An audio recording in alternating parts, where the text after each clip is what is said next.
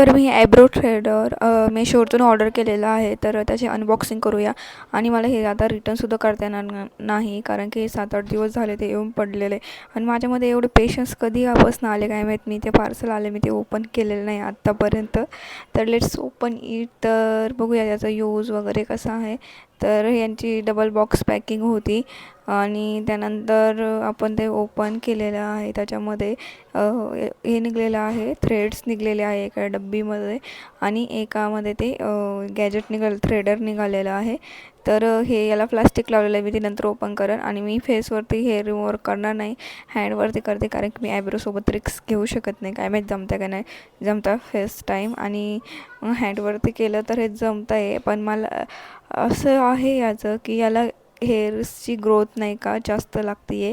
आणि एवढी जास्त ग्रोथ आपण काय ठेवू शकत नाही हेअर्सची. त्यामुळं तुमच्यावरती डिपेंड, हे तुम्हाला घ्यायचं